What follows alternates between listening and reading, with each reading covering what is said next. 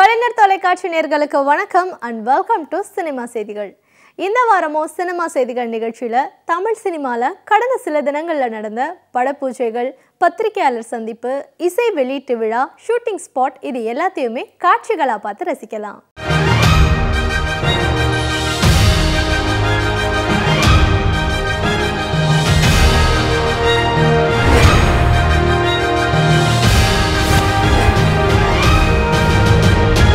தமிழர்கள் பெருமைப்படக்கூடிய, இந்தியர்கள் மட்டுமல்ல உலகமே வாழ்த்தக்கூடிய செய்தியோட இன்றைய சினிமா செய்திகள் நிகழ்ச்சியை துவங்குவோம். இசை புயல் ஏ.ஆர். ரஹ்மான் அவர்கள் 2009ஆம் ஆண்டு ஸ்லம்டாக் மில்லியனியர் படத்துக்காக பின்னணி இசை பாடல்களுக்கு 2 ஆஸ்கர் விருதுகளை வாங்கி பெருமை சேர்த்தவர். இன்றும் தமிழ்நாட்டில் தங்கி இதயத்திற்கு இனிமையை தரக்கூடிய பாடல்களை இசையமைச்சிட்டு இருக்காரு. ஏ.ஆர். ரஹ்மான் அவர்கள் பிரேசில் நாட்டு கால்பந்து வீரரான பீலேவின் வாழ்க்கை வரலாற்று படமான பீலே ஆஃப் அ லெஜண்ட் என்ற ஹாலிவுட் படத்துக்கு இசையமைச்சிருக்காரு. 2017ஆம் ஆண்டு பிப்ரவரி மாதம் நடக்க இருக்கும் 89வது ஆஸ்கர் விருதுக்கும் இவருடைய படம் தேர்வாயிருக்கு. இந்த படத்திலையும் இவர் ஆஸ்கர் விருது பெற வாழ்த்துவோம்.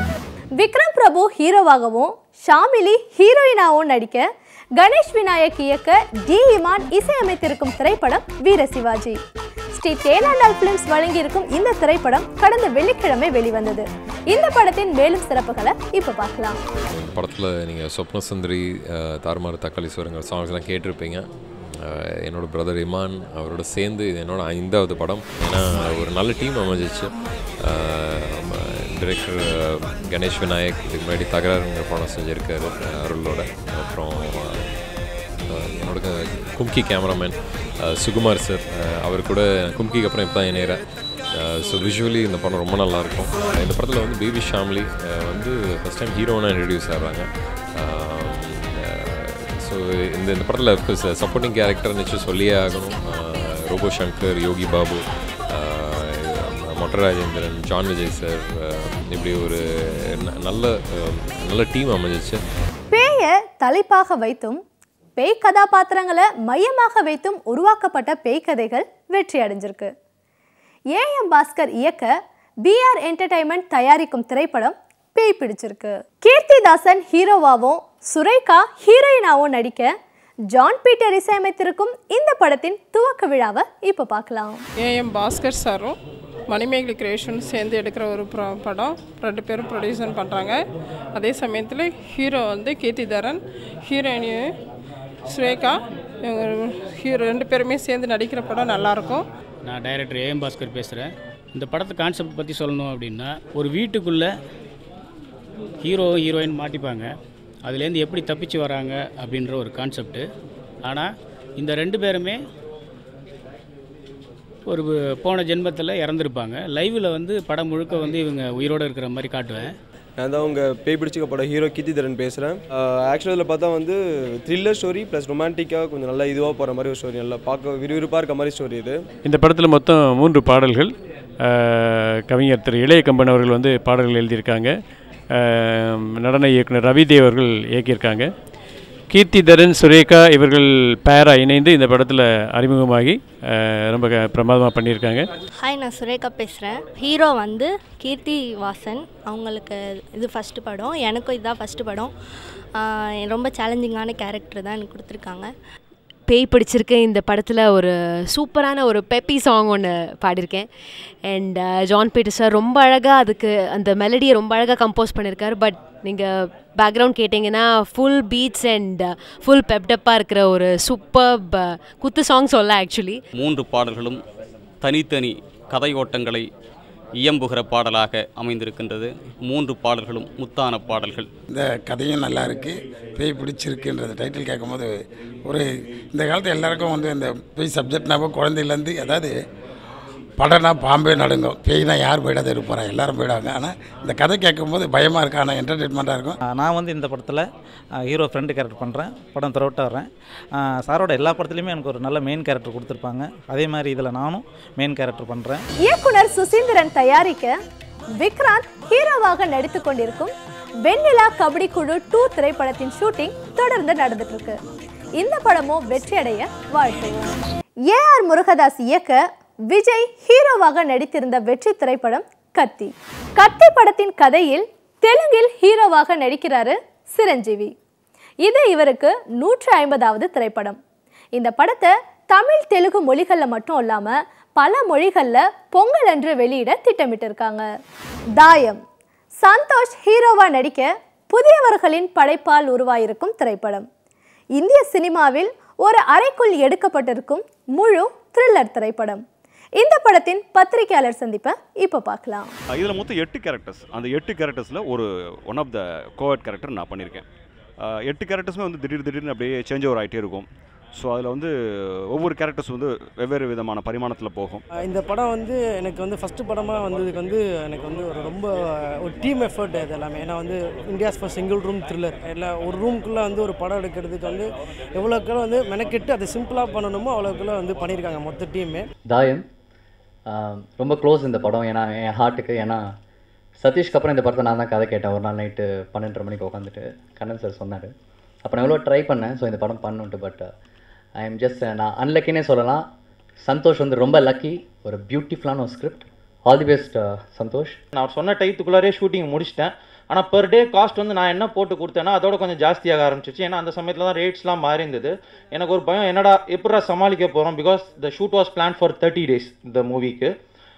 ஆனால் பார்த்தீங்கன்னா அதை எப்படி இது காஸ்ட் எஃபெக்டிவாக பண்ணோன்னா we finish the shooting in 15 days. So 15 நாளில் டோட்டல் படத்தையும் நாங்கள் வந்து முடிச்சு கொடுத்தோம். அஸ் எடிட்டராக இது வந்து ஒரு போர் அடிக்காமல் சொல்ல வேண்டிய ஒரு சிச்சுவேஷன் இருந்தது. ஸோ அதுக்கு தகுந்த மாதிரி இந்த படத்தோட ஸ்க்ரீன் பிளே வந்து ரொம்ப நல்லா பண்ணியிருந்தார் டைரக்டர்.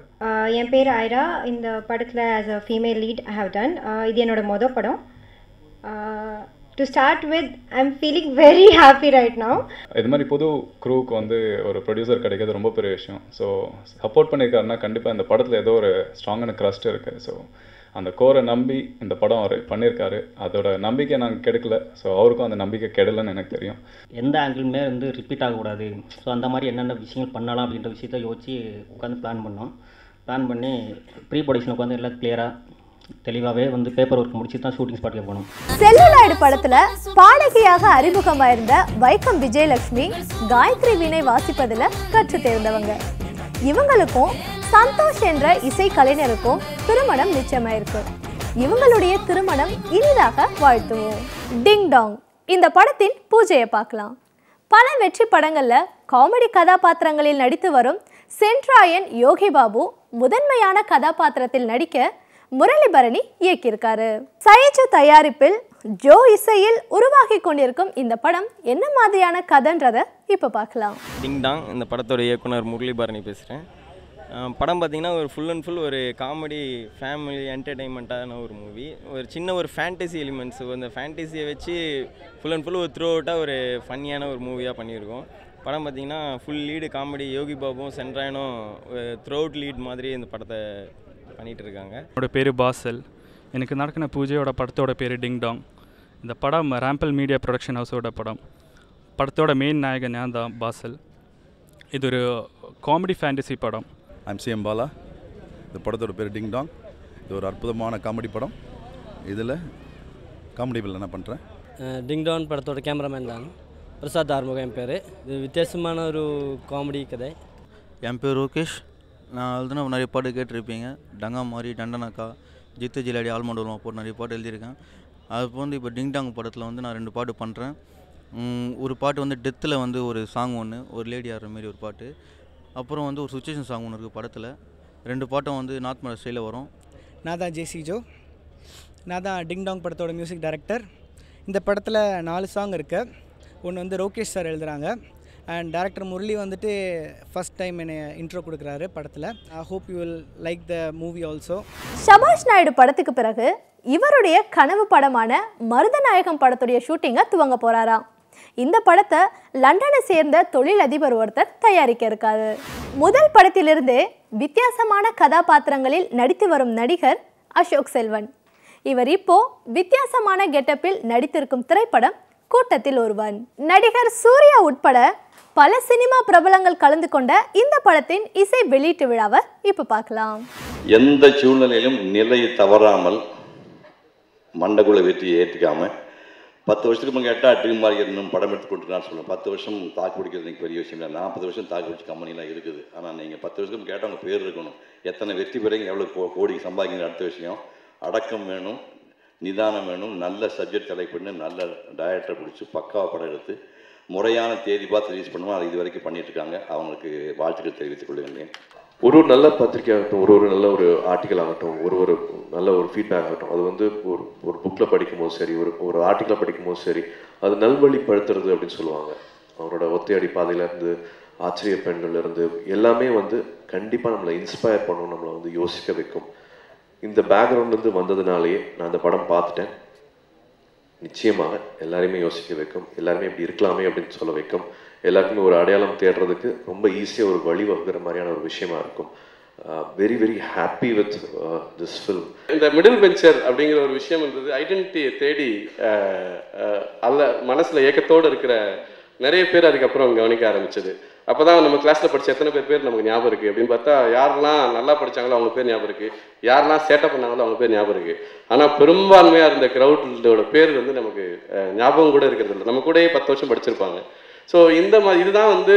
ஆனால் உலகத்தை மாற்றின பெரிய ஆட்கள் எல்லாம் பார்த்தீங்கன்னா ஃபஸ்ட் பெஞ்சோ லாஸ்ட் பெஞ்சோ இல்லை, மிடில் பெஞ்சில் தான் இருந்திருக்காங்க. பில்கேட்ஸில் ஆரம்பித்து நிறைய உதாரணம் இருக்குது. படத்தில் அந்த கண்டென்ட்டு தான் பேசியிருக்கோம். ஸோ அந்த கண்டென்ட் நீங்கள் இந்த படத்தோட கிளைமேக்ஸ் நிச்சயமாக அவங்க எல்லாருக்கும் ரொம்ப பிடிக்கும்னு நினைக்கிறேன். வழக்கமான இதுவாக இல்லாமல் கொஞ்சம் புதுசாக முயற்சி செஞ்சுருக்கு. அட்டகத்தி குக்கு அந்த வரிசையில் பார்த்து இந்த ஸ்கிரிப்ட் வந்து பயங்கரமாக எனக்கு கனெக்ட் பண்ணிச்சு. ஸ்கிரிப்ட் கேட்ட உடனே நம்மளை பற்றி தான் இந்த கதை இது வந்து அவ்வளோ ஸ்ட்ரைக்கிங்காக இருந்தது. Direct feel to the heart. So இந்த அந்தளவுக்கு நான் வந்து இம்ப்ரெஸ் பண்ணி அது கனெக்ட் ஆச்சு. ஸோ கண்டிப்பாக இந்த படம் பண்ணணும், மிஸ் பண்ணக்கூடாது அந்த ஒரு நோக்கத்துலேருந்து ஹார்ட் அண்ட் சோல் எல்லாமே போட்டிருக்கோம். All the team. நிவாஸோட மியூசிக் அமேசிங் டேலண்ட். இந்த படத்துக்கு வந்து one of the most supporting factor இருந்திருக்கு. லியோ, ஷெரீஃப் மாஸ்டர் எல்லாமே இந்த படத்தில் வந்து உழைப்பு வந்து ரொம்ப சின்சியர் அண்ட் வெரி ஹானஸ்டான ஒரு ஃபில்ம் மேக்கிங் இருந்திருக்கு. கதையை நரேட் பண்ணார், சூப்பராக இருந்துச்சு. எப்படின்னா இந்த கதையில் வர அசோக் செல்வன் கேரக்டர், நண்பர் கேரக்டர் வந்து ஒன்று நாமளாக இருப்போம், இல்லை நம்ம ஃப்ரெண்ட்ஸாக இருப்பாங்க. எப்படி நம்ம லைஃப்பில் சந்தித்த ஒரு கேரக்டராக தான் இருக்கும். நான் அந்த ஸ்கிரிப்ட் ஃபுல்லாகவே படிச்சிட்டேன். 2 தடவை படித்தேன். படித்தோடனே சார்கிட்ட நான் ஃபோன் பண்ணி, சார் இந்த படம் வந்து கண்டிப்பாக வந்து எல்லோருக்கும் கண்டிப்பாக பிடிக்கும். ஏன்னா எனக்கு வந்து ரொம்ப இன்ஸ்பயர் ஆச்சு. ஆக்சுவலி என்னென்னா இந்த படத்தில் லவ் ஸ்டோரின்னு சொல்கிறாங்க, பட் அது கூட ஒரு ஃபிலாசாபிக்கல் டச் படம் ஃபுல்லாக இருந்துகிட்டே இருக்கும் த்ரூ அவுட் த மூவி. எல்லாத்துலேயுமே வந்து பெரிதினும் பெரிதிகள் அப்படிங்கிறது தான் ஞானவேலோடைய கேரக்டரு. ஞானவேல்லாம் என்னை பொறுத்த வரைக்கும் நம்பிக்கை, அதோட வந்து ஒரு சோசியல் கான்சியஸ் இருக்கும். இந்த படம் ரொம்ப கலர்ஃபுல்லான, என்டர்டெயின்டான, சோசியல் வேல்யூஸோட ஒரு இன்றைக்கி இருக்கிற கான்டெம்பரரி இந்திய இளைஞர்களுக்கான ஒரு படமாக வந்திருக்கு. மிடில் கிளாஸ் இந்த மாதிரி பல விஷயங்கள், பல வார்த்தைகள் சொன்னாலும் எல்லாமே ஒரே விஷயம். முன்னாடி இருந்துட்டாலும் பிரச்சனை இல்லை, பின்னாடி இருந்துட்டாலும் பிரச்சனை இல்லை, நடுவில் இருந்தால் நோட்டீஸ் ஆகாமையே போயிடுற மாதிரியான ஒரு இது. ஸோ அப்படி அதை பேஸ் பண்ணி ஒரு சப்ஜெக்ட் சொன்னப்போ ரொம்ப இன்ட்ரெஸ்டிங்காக இருந்தது. ஏன்னா ஒரு பெரும்பான்மையினருடைய ஒரு கதையாக அந்த படம் இருந்தது. ரொம்ப இன்ட்ரெஸ்டிங்காக இருந்தது. ஞானவேல் இந்த வித்தியாசமான அப்படின்ற ஒரு விஷயம் வந்து நான் 500 படம் பண்ணியிருக்கேன். 500 படத்தில் ஒவ்வொரு படத்தையும் சொல்லும்போது நான் அந்த படத்தில் வித்தியாசமான கேரக்டர் பண்ணியிருக்கேன்னு தான் சொல்ல வேண்டியிருக்கு. ஆனால் வித்தியாசம்னு சொல்கிறத விட ஞானவேல் ஒரு முழுமையான படைப்பாளியாக நான் பார்க்குறேன். ஒரு செல்ஃப் டவுட் நிறையா இருந்தது, நம்ம எதுக்கு வந்தோம், என்ன பண்ணிகிட்டு இருக்கோம் அப்படின்னு. ஸோ அதனால தான் விட்டு ட்ராவல்லாம் பண்ண ஆரம்பித்தேன். நிறைய விஷயம் கற்றுக்க ட்ரை பண்ணிட்டு இருந்தேன். அந்த டைமில் வந்து கூட்டத்தில் ஒருத்தனை ஒரு பயங்கரமான ஒரு நம்பிக்கை தருது. இந்த படம் பிஸ்னஸாக எப்படி பண்ணணும்னு எனக்கு தெரில, மக்கள் எப்படி ரெஸ்பான்ஸ் அது எதுவுமே தெரில. பட் அதெல்லாம் தாண்டி ஒரு நம்பிக்கை எனக்கு கொடுத்துருக்கு. அது ஞானவேல் சார், தேங்க்யூ. ஒருவன் வரிசையில் நின்று கொண்டு டிக்கெட் வாங்கும்பொழுது கடைசி நேரத்தில் கவுண்டரை மூடிவிடுவான். இந்த மாதிரி விஷயங்கள் எல்லாருக்கும் நடந்திருக்கும். இந்த சூழ்நிலையை வைத்து ஒரு பாடல் எழுத வேண்டும் என்றார். அதுதான் ஏண்டா இப்படி, எனக்கு ஏண்டா இப்படி, நான் தான் நடக்கிறேன் எதுவும் நடக்கலை, ஏண்டா இப்படி, வயிறு நிறையுது வாழ்க்கை நடையில், ஏண்டா இப்படி, 24 மணி நேரம் எனக்கு இல்லை நில நேரம், இதற்கு என்ன பரிகாரம், நான் முள்ளுடைந்த கடிகாரம் என்று எழுதியிருப்பேன். கூட்டத்தில் ஒருத்தன், ஒவ்வொரு தகப்பனும் ஒவ்வொரு மகனும், இன்றைக்கி இருக்கிற யங்ஸ்டர்ஸ், ஒரு 20 வயதுகளை கடந்து கொண்டிருக்கும் இளைஞனும் பார்க்க வேண்டிய படம். ஒரு பெரிய ஒரு தீசஸ் மாதிரியான ஒரு கண்டென்ட்டை வந்து அந்த படத்தில் வச்சுருக்கிறார் டைரக்டர் ஞானவேல் சார். அதில் நான் ஒரு கதாபாத்திரம் பண்ணியிருக்கேன். கூட்டத்தில் ஒருத்தனாக இருந்தோன்னா அது சாதாரணம், அதே கூட்டத்தை நம்ம முன்னாடி கூட்டினோம்னா அது அசாதாரணம். சாதாரணமாக இருந்த ஒருத்தன் அசாதாரணமான மாறினான். அதான் அந்த படத்தோட கான்செப்ட். இன்றைக்கு சினிமா செய்திகள் நிகழ்ச்சியில் வந்த எல்லா சுவாரஸ்யமான செய்திகளையும் பார்த்து ரசிச்சிருப்பீங்க. மீண்டும் இதே நிகழ்ச்சியில் இன்னும் பல சுவாரஸ்யமான செய்திகளோட நான் உங்களை சந்திக்கிறேன். அதுவரை உங்களிடமிருந்து விடைபெறுபவர்